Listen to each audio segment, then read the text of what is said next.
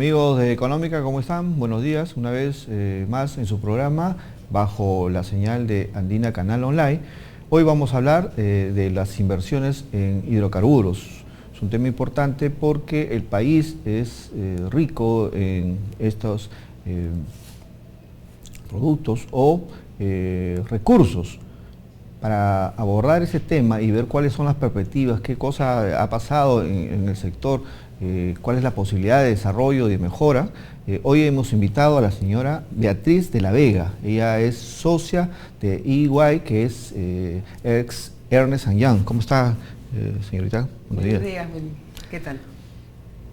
¿Cómo ha evolucionado este año? Pues ya estamos a algunos días de acabar ya el ejercicio 2015 y cómo se han comportado las inversiones y cuáles son, en buena cuenta, las perspectivas para el próximo año.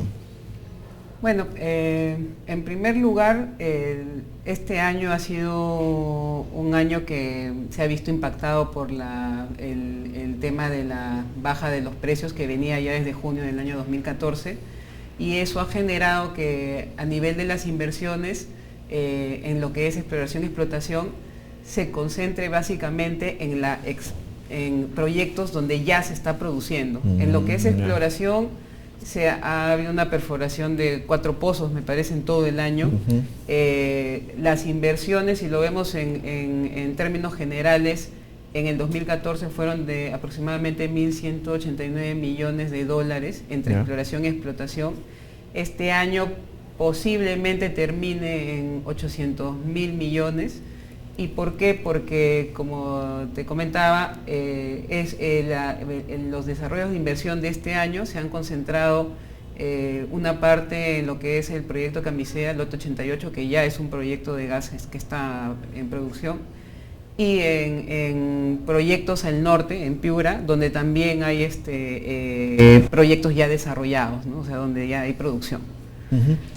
Un poco, para que nuestros amigos de Económica conozcan la importancia de investigar, de explorar, porque obviamente esto nos va a permitir descubrir estos yacimientos, estos centros donde podamos ya pasar a la explotación. Sí, bueno, el tema de hidrocarburos es importante. ¿Por qué? Porque no solamente se trata de mirar que el precio del petróleo bajó, y que eso impacta en las inversiones en exploración para desarrollo de otros proyectos. En realidad impacta a toda la cadena de valor de los hidrocarburos, porque yo extraigo gas o petróleo y eso sirve para transportarlo. En este caso tenemos, bueno, al norte el oleoducto norperuano, y cuando estamos hablando de gas, para transportarlo, por ejemplo, en este proyecto que está en proceso de construcción, que es el gasoducto, cuya idea es llevar el gas hacia la parte sur, y luego viene lo que es ya el desarrollo, por ejemplo, de la refinación. Tenemos al norte la modernización de la refinería de Talara, que en teoría va a aumentar la capacidad de almacenaje y refinación. Entonces, ¿de dónde va a salir ese petróleo? Tendría que salir de nuestros propios proyectos. Por otro lado, hacia el sur, la idea es, por ejemplo, de desarrollar en el futuro un polo petroquímico. Sí. Entonces, desarrollo de uso de termoeléctricas también con gas. Entonces, estamos hablando pues de que la importancia de poder atraer la inversión para la exploración y explotación eventualmente va a ayudar a que se incentive toda la cadena de valor en el Perú. Actualmente nosotros somos país importador neto de petróleo y todo ese petróleo se utiliza para el desarrollo de la industria manufacturera. Entonces, imagínate lo interesante y lo importante que sería para nosotros tener la posibilidad de sacar nuestros propios hidrocarburos y poder desarrollar el país, generar más puestos de trabajo, además. ¿No? Ahora, ¿cuán atractivo es el país para estas inversiones?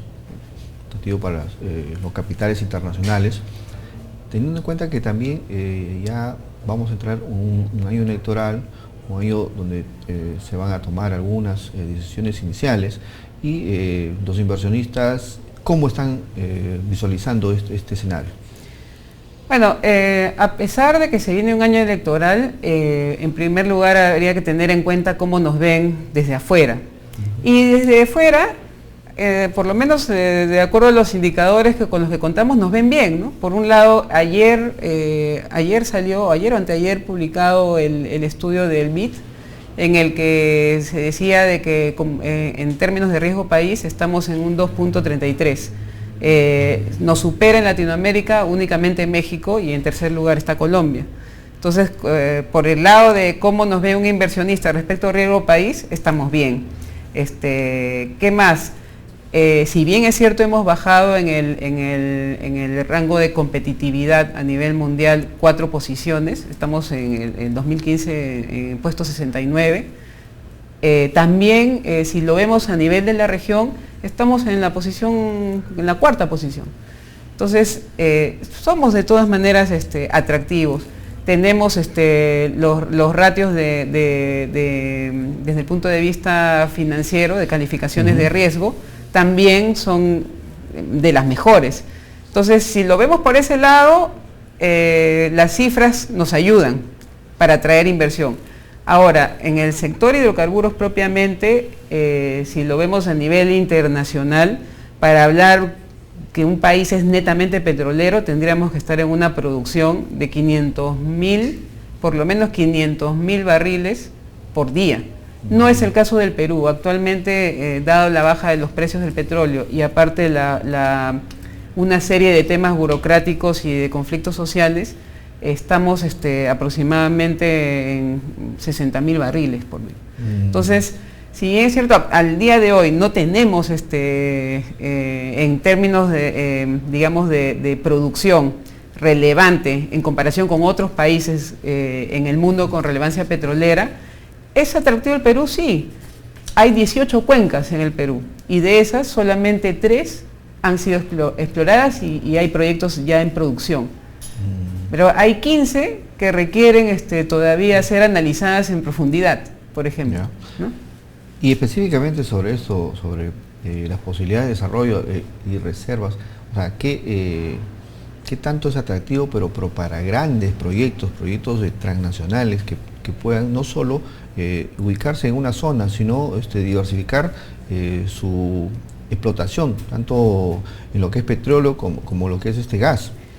Mira, no tengo la cifra obviamente actualizada al día de hoy de cuál es el potencial, pero sí la cifra más cierta es la del cierre del año 2014. Como no ha habido mucho movimiento en términos de exploración este año, puede servir de referencia. Estamos hablando al cierre del 2014 de aproximadamente 1.489 barriles de hidrocarburos líquidos que existen como reservas ya probadas. Y por otro lado, en cuanto a gas, tenemos un poco más de 14 trillones de pies cúbicos de reservas probadas, de acuerdo al último informe de cierre del año 2014 emitido por el Ministerio de Energía y Minas. De eso, solamente se ha, me parece, también en un reporte que salió a fines del año 2014, solamente 1.3 trillones de pies cúbicos, en el caso de gas natural, ha sido ya extraído. Entonces, imagínate todo lo que hay. Hay un potencial significativo, ¿no? Sí, y eso que solamente me estoy refiriendo a las reservas probadas, sino a las probables, que también hay un potencial interesante. Entonces, eso puede servir ¿para qué? Como te decía, para desarrollo de la cadena de valor. Pensar en desarrollar el sur no es un tema que deberíamos dejar de lado, ¿no? O sea, ahora en diciembre, de acuerdo a lo que me explicaban hace unos días, se va a iniciar una planta petroquímica, va a iniciar producción en México, que ha sido una inversión de 5.000 millones. Pero alrededor de esta planta petroquímica empiezan a haber otros polos de desarrollo en la zona, como ha pasado ya en otros países, como en Brasil, por ejemplo. Inversiones conexas, colaterales. Exacto. Entonces, estamos hablando de un tema que requiere de atención, o sea, y requiere de atención en generar incentivos, tener una regulación clara, porque el potencial que tenemos sí es interesante. Ahora, ¿podemos de repente cuantificar cuál debería ser el nivel de inversión al año en el sector de hidrocarburos? Bueno, hace 2 semanas que en el Perú Oil and Gas Congress, el ingeniero Suegro, el presidente de Perú Petro, mostraba las cifras de inversión. De hecho, si tú ves los últimos 10 años, la inversión ha ido cayendo.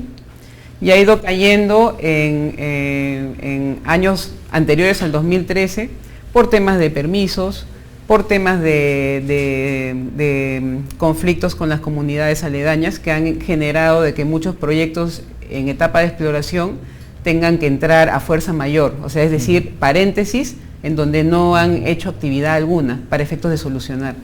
Ahora eso se ha juntado entre la segunda parte del 2014 y todo el 2015 con la caída del precio del petróleo a nivel internacional. Entonces, eso es básicamente lo que genera, como ya te había comentado, que estemos hablando que cerremos el año con un nivel de inversión de 800.000 millones únicamente, ¿no? Y el año pasado ha sido 1.489 millones de dólares, que también ya venía una tendencia en la baja, ¿no? Para abordar de repente el mercado de petróleo, que está bajando el precio, y es un poco que también ha desanimado a los inversionistas a continuar en el sector, viendo otras oportunidades más rentables, vamos a hacer una pausa para dar un mayor enfoque. Bien, perfecto. Amigos, regresamos en breves instantes.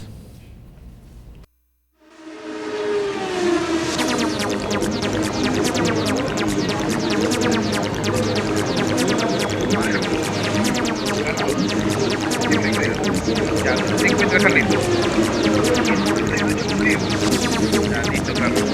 Después de pase. Luchito Zuta, mira, te va a trasladar Manrique a Las Palmas.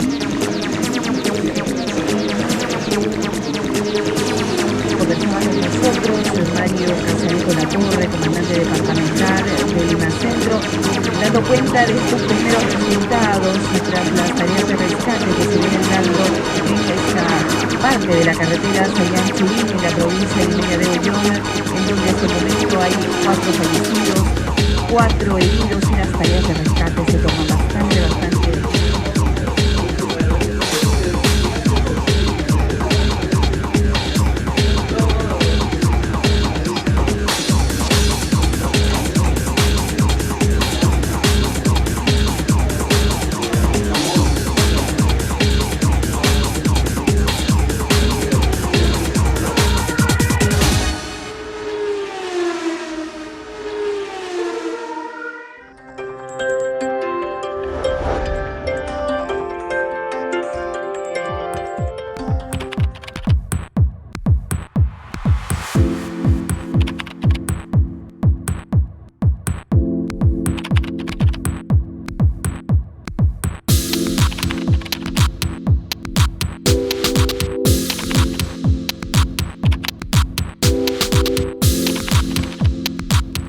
Bueno, amigos, regresamos con la señora Beatriz de la Vega.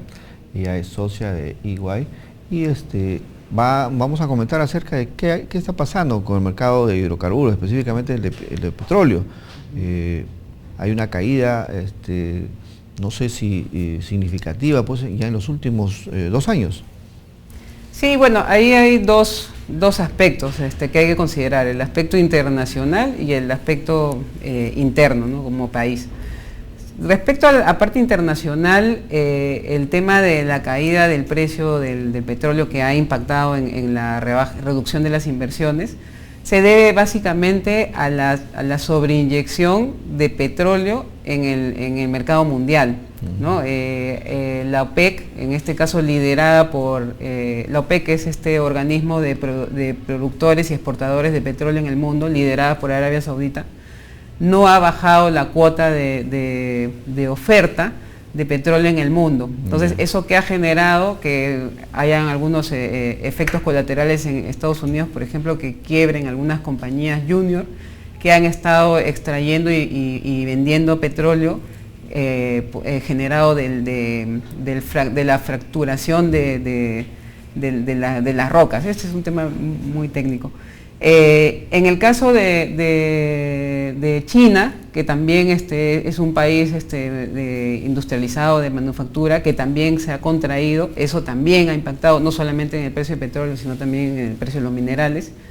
Y tenemos por otro lado Irán, que ya se le han levantado las sanciones, y también, de acuerdo a cuando se le levantan las sanciones a mediados del año 2015, señalaron también miembros de la OPEC que tenían petróleo en stock. Entonces eso es, en adición a lo que a Arabia Saudita, más petróleo en el mercado. Eso genera que el precio no pueda subir, hay más oferta que demanda. Entonces eso es lo que está pasando en el mundo, y sin tener en cuenta además los otros conflictos que hay en el mundo, las bombas en París. Cualquier tema, el bombardeo de los turcos a los rusos, el avión que se cae. Entonces todos esos temas impactan directamente en el precio, porque estamos hablando de países con relevancia hidrocarburífera. Entonces todo eso es en paquete, nos afecta a nosotros, expectantes, el precio internacional. En adición a eso, ya si lo vemos en una realidad Perú, tenemos algunos temas sobre la mesa que también los hemos discutido ampliamente hace 2 semanas en el Perú Oil and Gas Congress. Un tema es la falta de infraestructura, los precios para transportar el petróleo, por ejemplo, a través del gasoducto norperuano son altos, y considerando que ahora el precio se ha caído, los costos, incluido el costo de transporte y las regalías, son muy altos en algunos casos, ¿no? Y eso está generando pues que la producción de petróleo local sea mucho menor. Entre el precio, la falta de infraestructura, los costos altos entre regalías y transporte. Por otro lado, también lo que ha impactado en la reducción de la inversión es los conflictos sociales. Si bien es cierto, tenemos nosotros, y ahí sí es bien valioso reconocer que somos el único país en el mundo que tenemos una ley de consulta previa específica. O sea, hay obviamente en Colombia, en otras latitudes, la consulta previa a las comunidades aledañas, pero nosotros tenemos una regulación específica del tema. Esta función ha pasado ahora a manos del Ministerio de Energía y Minas, y eso en alguna manera tendría que ayudar a reducir los conflictos sociales respecto de nuevos lotes petroleros que se van a ofertar. Ya Perupetro tenía, de la labor que ya había efectuado, algunos lotes respecto a los cuales ya se había hecho consulta previa. Entonces ahí hay una oportunidad. Y el otro tema es reducir la burocracia en los permisos.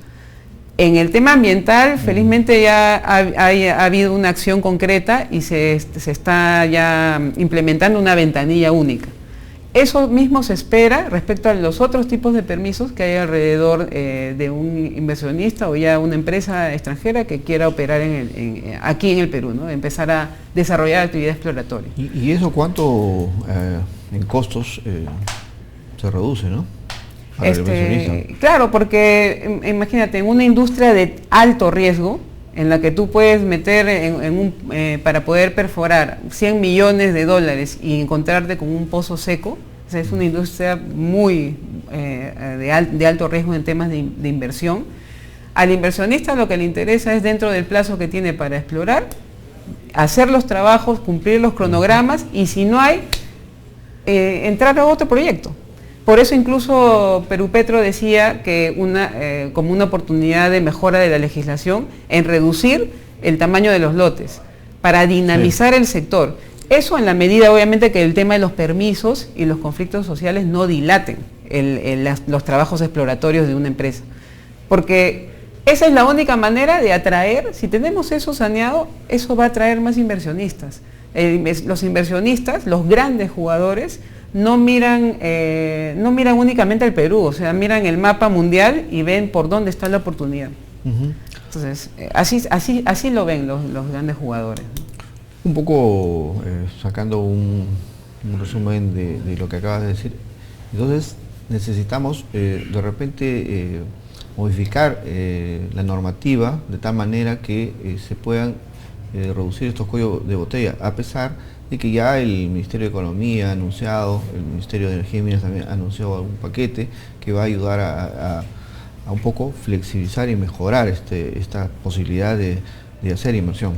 Sí, justamente también lo que nos comentó o explicó el presidente de Perú Petro hace 2 semanas era de que se iba a hacer un análisis de competitividad en temas del sector hidrocarburos. Y hay varios temas, entre ellos, ya algunos que los han mencionado públicamente, el tema de revisar el régimen de regalías para los que explotan, las empresas que están explotando hidrocarburos o recursos naturales. Está el tema que te comentaba de reducir el tamaño de los lotes para dinamizar el sector. También hay algunos beneficios tributarios que están pensados para ayudar a los inversionistas en esta etapa de exploración de alto riesgo. Existe un beneficio ya de recuperación definitiva del IGB, mediante el cual el inversionista realiza los trabajos adquiriendo de terceros servicios y bienes, y el Estado les devuelve el IGB en fase de exploración. Entonces lo que se quiere es dinamizar este mecanismo para que incluso sea utilizado en etapa de producción, cuando la compañía ya está produciendo, pero todavía está desarrollando actividad exploratoria en otras áreas de un lote. O sea, ese tipo de incentivos de ayudar con caja para reinyectarlo al proyecto, son temas importantes que merecen estar en las agendas, ¿no? Y están ya planteados, ¿no?, sobre la mesa. Perfecto, Beatriz. Yo te agradezco por comentar esto a nuestros amigos de Económica. Un poco ya tienen una perspectiva del sector, ya saben hacia dónde se está apuntando, y obviamente hay que mejorar para que las inversiones continúen llegando. Gracias a ti. Amigos, con ustedes hasta la próxima semana, siempre en su programa Económica. Gracias.